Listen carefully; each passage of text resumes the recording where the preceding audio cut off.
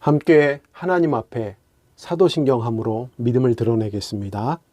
전능하사 천지를 만드신 하나님 아버지를 내가 믿사오며 그 외아들 우리 주 예수 그리스도를 믿사오니 이는 성령으로 잉태하사 동정녀 마리아에게 나시고 본디오 빌라도에게 고난을 받으사 십자가에 못 박혀 죽으시고 장사된 지 사흘 만에 죽은 자 가운데서 다시 살아나시며 하늘에 오르사 전능하신 하나님 우편에 앉아 계시다가 저리로서 산자와 죽은 자를 심판하러 오시리라.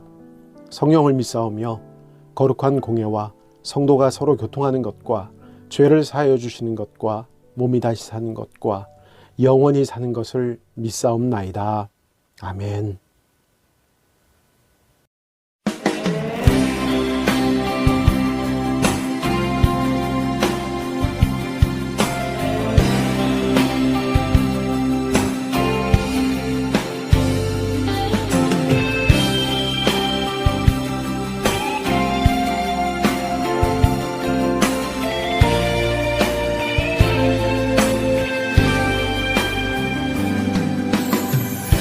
주 안에 우린 하나 모습은 달라도 예수님 한 분만 바라네.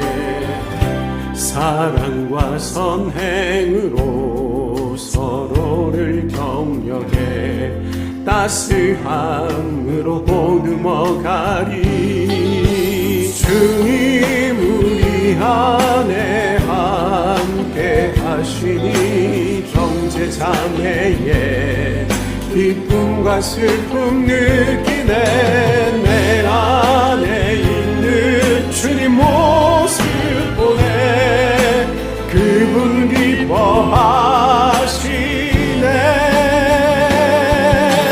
주님 우리를 통해 계획하시니 부족한 입술로 찬양하게 하시니.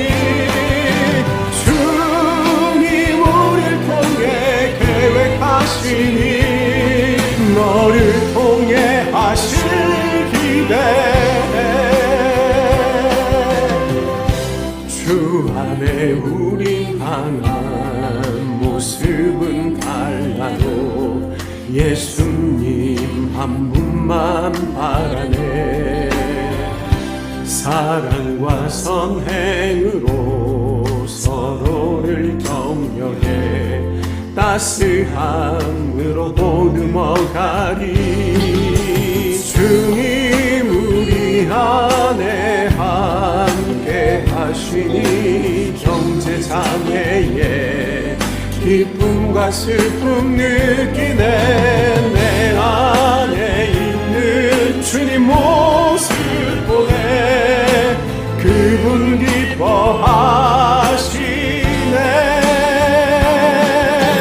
주님 우리를 통해 계획하시니 부족한 입술로 찬양하게 하시니. 주님 우리를 통해 계획하시니 너를 통해 하실 기대.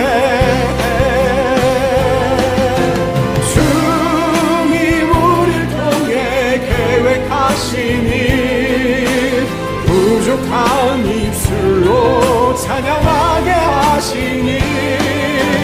주님 우리를 통해 계획하시니 너를 통해 하실 기대. 주님 우리를 통해 계획하시니 부족한 입술로 찬양하게 하시니. 주님 우리를 통해 계획하시니 너를 통해 하실 기대.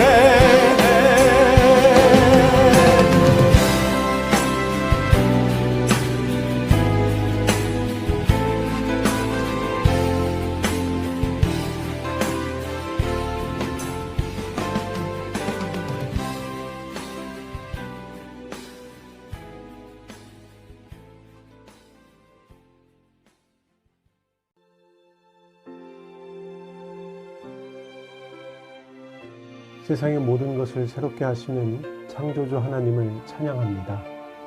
어둠을 빛으로 바꿔주시는 주님의 은총을 기억하면서 오늘도 감사함으로 예배의 자리로 나아갑니다. 이 시간 함께 올려드리는 예배가 생명의 근원이신 하나님을 높여드리며 경건함과 거룩함으로 집중되길 원합니다.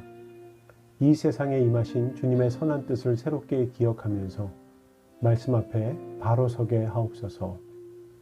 말씀이 육신이 되어 이 땅에 오신 예수님, 주님 오심을 기쁨으로 맞이했던 성탄절을 보냈습니다. 예수 그리스도를 이 땅에 보내주시어 세상의 모든 영혼을 새롭게 하신 하나님의 축복을 잊지 않게 하옵소서. 이 땅에 코로나로 인하여 지친 영혼들이 너무 많습니다. 주님의 손길로 회복시켜 주옵소서. 아파하는 이들과 성탄의 참된 의미를 나누며 더 많이 하나님의 사랑을 전하는 주의 백성들이 되게 하옵소서. 예수 그리스도를 이 땅에 보내신 사랑의 하나님, 이제 올 한 해도 저물어 가고 있습니다. 동행하셨던 크신 사랑과 은총을 기억하게 하시고 그 감격으로 예배자로 바로 설 수 있도록 천국 백성들의 삶을 이끌어가 주옵소서. 지금까지 지켜주신 하나님의 은혜를 고백합니다. 광야 같은 메마른 삶 속에도 만나와 메추라기와 생수의 은혜가 내렸음을 기억합니다. 하나님의 채워주심과 사랑 안에서 한 해를 마무리하게 하시고 인도하신 사랑 속에서 새해를 준비하게 하옵소서. 언약교회를 인도하신 축복의 하나님을 찬양합니다. 사랑과 은혜가 넘치는 교회를 허락해 주심에 감사드립니다. 주님의 능력에 힘입어서 강하고 담대함으로 복음의 사명을 감당하는 교회가 되게 하옵소서. 새롭게 언약교회를 섬길 이호선 목사님과 더불어 함께하는 지체들 모두 한 뜻을 품게 하시어 하늘로부터 오는 복을 나누며 지역사회의 구원의 빛이 되게 하옵소서. 다시 새롭게 하시는 예수님의 이름으로 기도합니다. 아멘. 오늘 우리에게 주신 하나님의 말씀은 누가복음 2장 41절에서 52절까지입니다.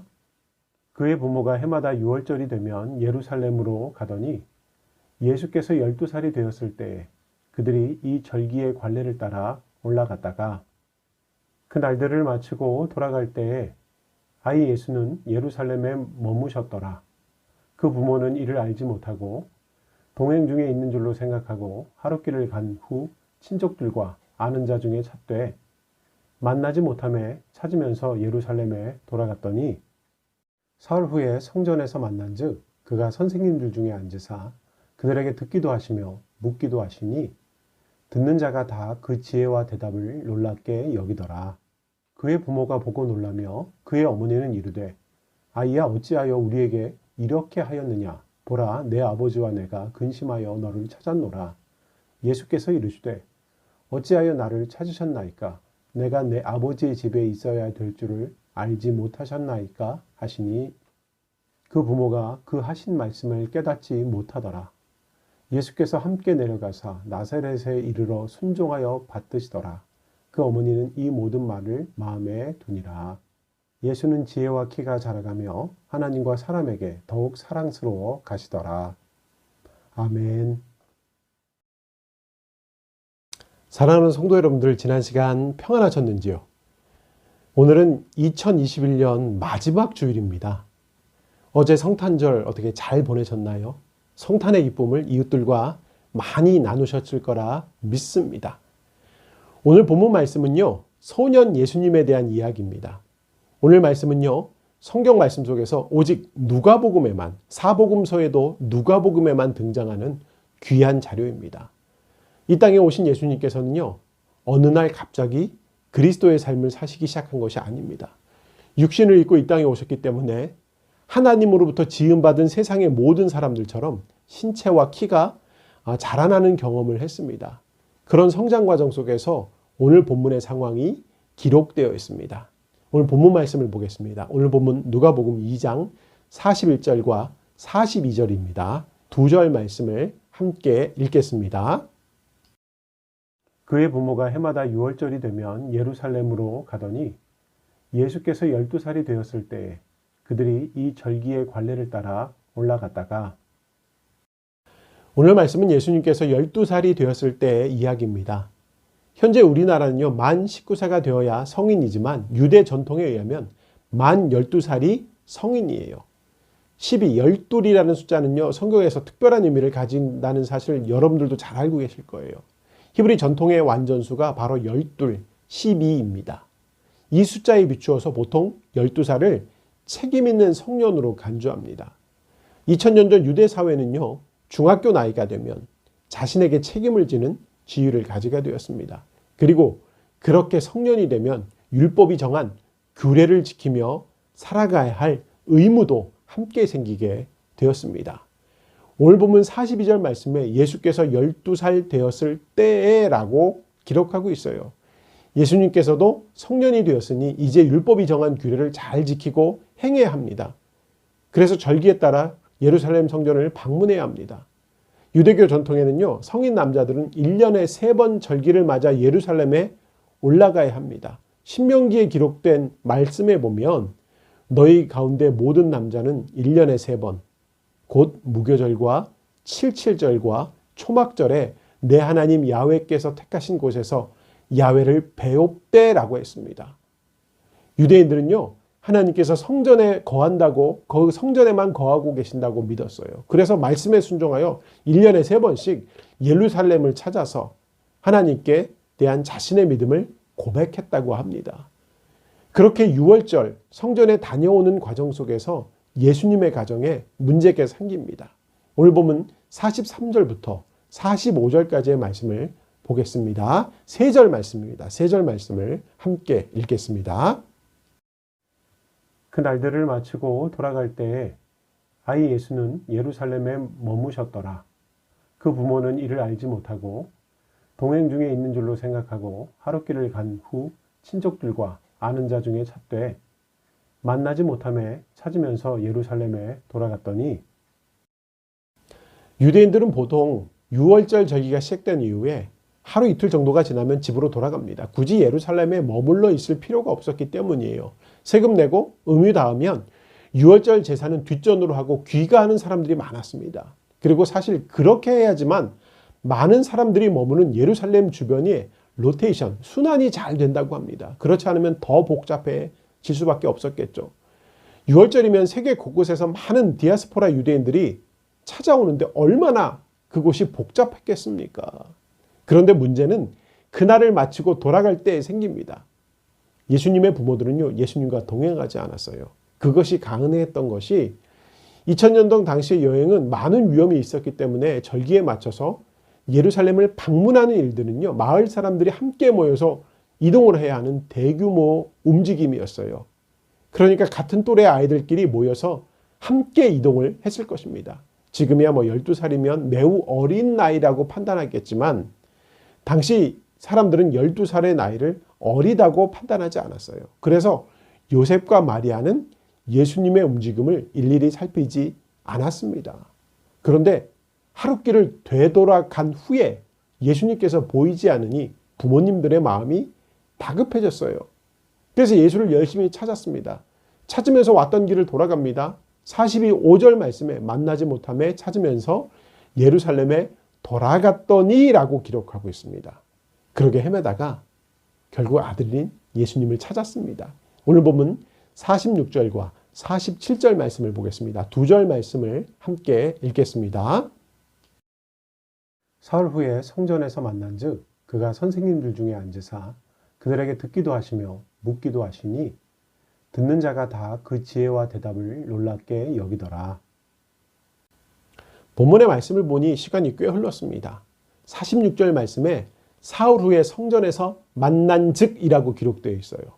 그런데 놀랍게도 예수님께서는요, 성전에 머물면서 당대의 최고 석학들과 함께 하나님의 나라의 일과 성경의 말씀에 대하여 이야기를 나누고 계셨어요.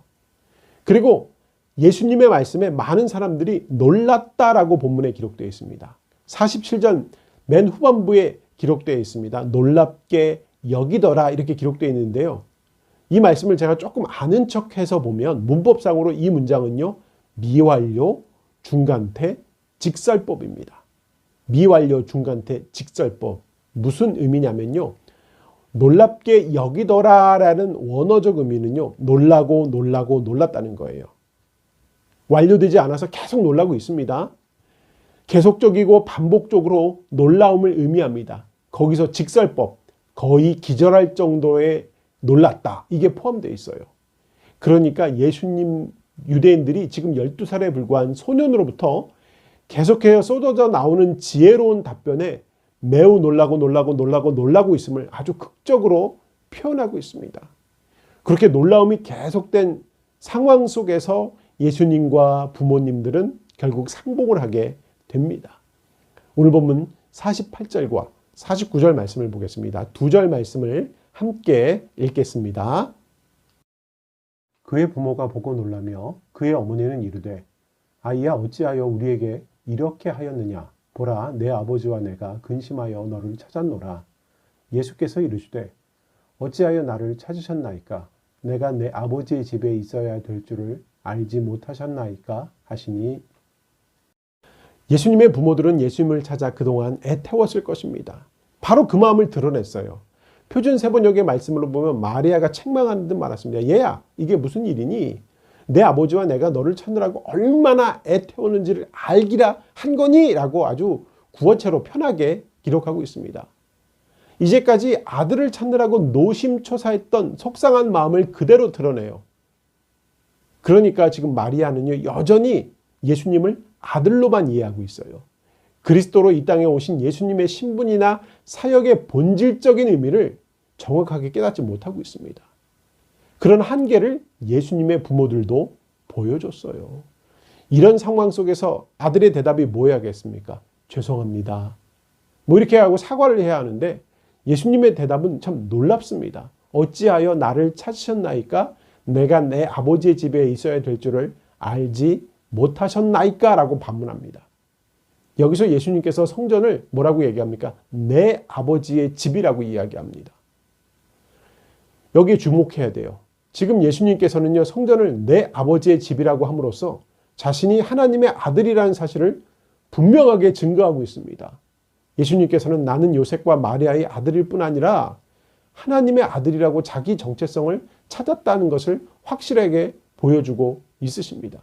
그리고 오늘 본문에도 예수님께서는 정체성뿐 아니라 사명도 기억하고 계셨음을 보여줍니다. 예수님께서 본문 49절에 부모에게 하신 말 가운데 내가 내 아버지의 집에 있어야 될 줄을 알지 못하셨나이까 하는 말은요, 원어적으로 보면 내가 내 아버지에 일하여 관계하여야 할 줄을 알지 못하셨느니까 라는 의미입니다. 원어에는요, 집이라는 의미가 없어요. 근데 문맥상 그렇게 번역한 겁니다. 그러니까 집이 아니라 일이에요. 일. 아버지의 일. 하나님의 일. 이 본문에서 12살 된 예수님께서 자기 정체성을 알고 계셨을 뿐 아니라 자기 자신의 사명도 기억하고 있음을 알 수 있습니다. 그렇다면 내 아버지의 일은 무엇인가요? 이 말씀은 그 아버지의 일을 어떻게 이루어 드리는가, 어떻게 이루어 드릴 수 있는가 하는 근본적인 사명을 찾았다는 의미입니다. 예수님께서는요, 그 예수님을 향하신 하나님의 뜻, 예수님께서 감당하셔야 할 사명을 잊지 않고 계셨다는 거예요. 그래서 공생애를 시작하실 때도 하나님의 뜻이 무엇인지 알 수 있도록 40일 동안 금식하며 기도했습니다. 예수님 인기 막 공생하는 동안 올라갔죠? 올라가서 사람이 왕으로 세우할 때도 있었어요. 근데 이것을 하나님의 뜻이 아니라고 생각하여 산으로 가셨어요. 한때는 수제자인 베드로가 하나님의 뜻을 반하는 권고를 할 때도 단호하게 사탄아 물러가라 라고 하심으로 하나님의 뜻을 고집하셨습니다. 십자가의 고통을 앞에 두고 인간적인 고뇌가 몰려올 때가 있었어요. 그 철야 기도하시면서 내 뜻대로 마옵시고 아버지의 뜻대로 하옵소서라고 하시면서 하나님의 뜻에 순종하여 십자가를 감당하셨습니다. 그렇게 예수님께서는 십자가에서 다 이루었다는 말씀을 하실 수가 있으셨습니다. 예수님께서는 나이 30이 되어서 공생애를 시작하셨습니다. 이전에 30년의 삶은 잘 기록되어 있지 않아요. 알려진 게 별로 없어요. 근데 오늘 본문에는 아주 오늘 이야기와 더불어 아주 짤막한 내용이 하나 더 포함되어 있습니다. 누가복음 기자는요, 예수님의 어린 시절과 소녀 시절의 모습을 아주 간단하게 기록되어 있어요. 그러니까 성전에서의 장면과 더불어 하나의 장면을 더 기록하고 있는데 52절 말씀에 그 내용이 기록되어 있습니다. 오늘 본문 52절 말씀을 보겠습니다. 52절 말씀 함께 읽겠습니다.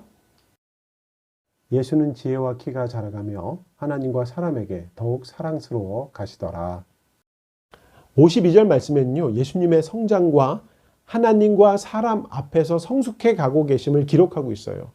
그리고 오늘 보면 앞선 40절 말씀에서도 이렇게 기록하고 있습니다. 아기가 자라며 강화해지고 지혜가 충만하여 하나님의 은혜가 그 위에 있더라라고 말입니다. 그렇게 기록하고 있어요. 이런 성경 구절을 보면서 예수님의 잘 알려지지 않았던 30년의 세월 동안 그냥 세월을 보낸 것이 아니라 그 과정 속에서도 준비가 있었다는 걸 알 수 있습니다. 하나님이 경륜 속에서 이미 잘 준비되고 있었음을, 그렇게 공생을 향해 가고 있었음을 우리는 알 수 있습니다. 그러기에 30살이 되었을 때 공생의 사역을 아주 순조롭게 은혜롭게 감당할 수 있으셨던 것입니다.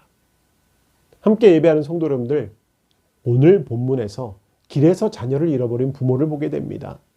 부모에게 있어서 가장 소중한 존재는 두말할 것 없이 자녀들이에요.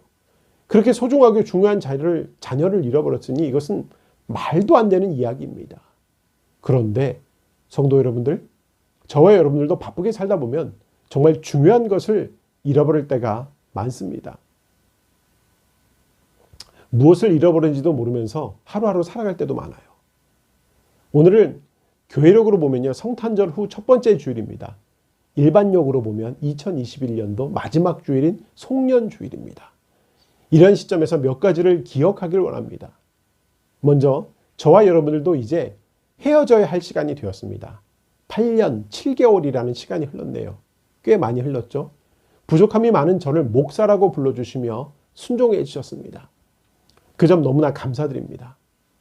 앞으로도 저는 여러분들을 위해 기도하겠습니다. 여러분들도 기억나실 때 저와 저의 가정을 위해서 기도해 주시기 바랍니다. 다시 한번 감사합니다. 이런 감사의 인사와 더불어 저희가 꼭 기억할 것도 있습니다. 올 한 해 마지막 주일까지 지켜주신 하나님의 은혜를 기억하길 원합니다. 그래서 감사하기를 원합니다. 더불어 지난 1년 동안 저와 여러분이 중요한 것을 잃어버리지 않았는지 되돌아보아야 합니다. 바쁘다는 핑계로 잃어버려서는 안 될 중요한 것들을 기억하지 못하고 있지는 않았나 점검해야 합니다. 혹 잃어버린 거 있다면 빨리 회복하고 찾아야 합니다. 한국교회의 성도의 숫자를 흔히들 1000만이라고 하죠. 1000만 성도. 그런데 그 숫자가 과연 진짜 신앙인의 숫자일까요? 아니면 그냥 교회 한번 나갔다 온 사람? 아니면 교인들의 가족? 이것들이 포함된 것이 아닐까요? 계속 줄어요. 누구는 700만이라고 얘기하고요. 누구는 600만이라고 얘기할 만큼 많이 줄었어요. 그 숫자 중에 진정으로 주님을 알지 못하는 사람들도 있을 거라고 저는 생각됩니다. 또한 교회는 다니는 것 같은데 예수님을 인격적으로 만나지 못한 사람들도 있을 겁니다. 그리고 주님의 사랑을 놀랍도록 경험했지만, 한때 그걸 알았지만 지금 예수님의 사랑을 잃어버리고 있는 사람들, 교인이라고 부르지만 예수님의 사랑을 잃어버린 사람들도 많이 보게 됩니다. 또 성도라고 하지만 자신이 하나님의 자녀인지 물질과 정욕의 노예인지 모르고 살아가는 자들도 경험하게 됩니다. 그들은 분명 주님을 잃어버린 자들이에요. 예수님을 잃어버리고 살아가니까 세상과 하나님 앞에 바로 서지 못합니다. 바로 서지 못하니까 세상과 구별되지 못합니다. 구별되지 못하니까 개독교가 되는 겁니다. 예수님을 잃어버려 능력 없는 교회가 되어 버렸습니다. 오늘 본문은요, 예수님의 부모가 아들을 잃어버린 내용이 초점이 아니에요. 예수님께서 자기 정체성을 드러내신 놀라운 사건입니다. 예수님께서는요, 자신의 정체성을 깨닫고 계셨습니다. 마찬가지입니다. 내가 하나님의 자녀라고 하는 자기 정체성을 다시 회복해야 합니다.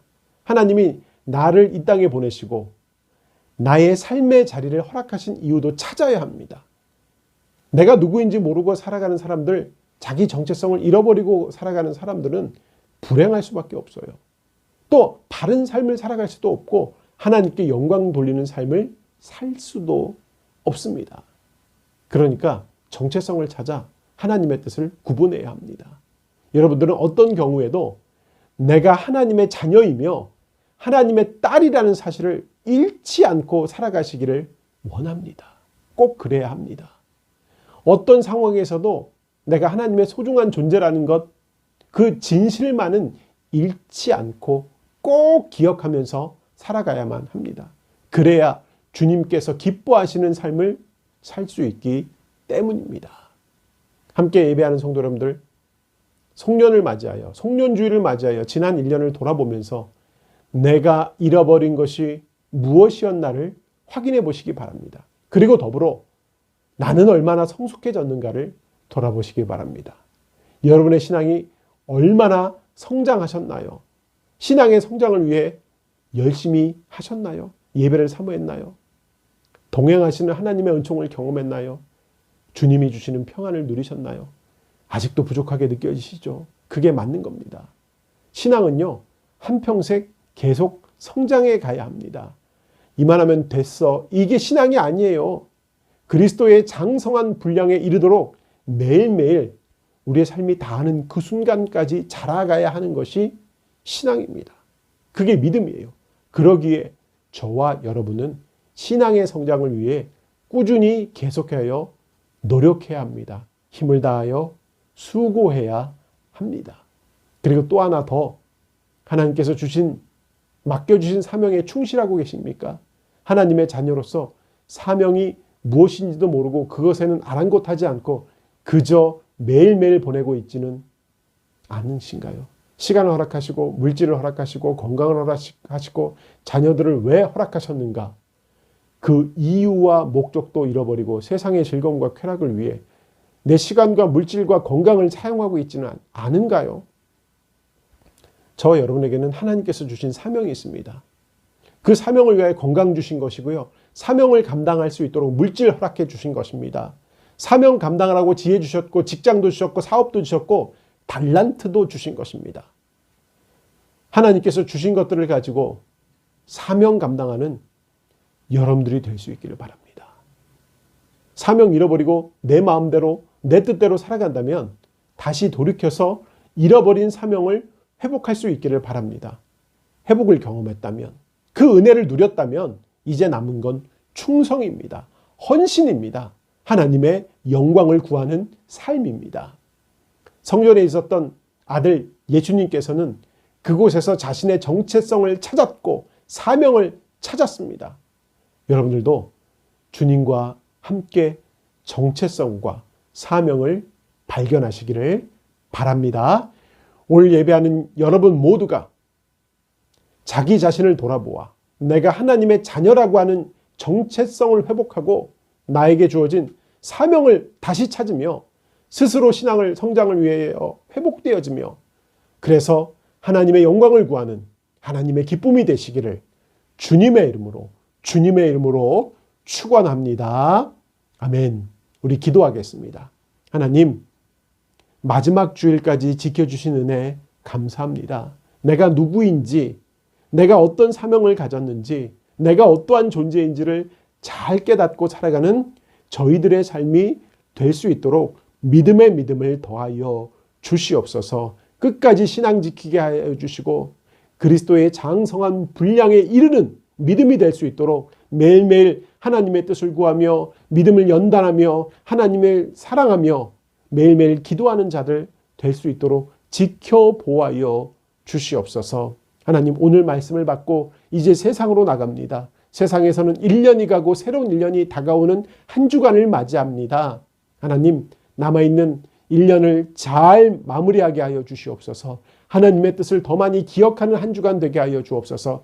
그래서 다가오는 새해에는 더 열심히 하나님의 영광을 구하고 더 헌신할 수 있도록 마무리 잘하고 시작 잘하는 한 주간이 삶에 되게 하여 주시옵소서. 하나님, 특별히 언약교회 성도들을 지켜주시길 원합니다. 새로운 목사님과 더불어 신앙생활 열심히 하게 하여 주시고 그 안에서 하나님이 주시는 꿈과 희망을 가지고 비상할 수 있도록 지켜보아여 주옵소서. 자녀들을 지켜주시고 건강을 지켜주시고 물질을 지켜주시고 주가 주신 비전을 가지게 하여 주시옵소서. 그래서 다시 만날 때 기쁨을 가지고 은혜를 가지고 간증을 가지고 만날 수 있도록 지켜보아여 주시옵소서.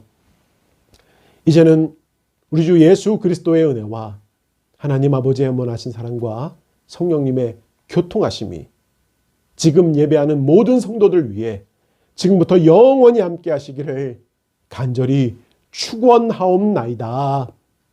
아멘.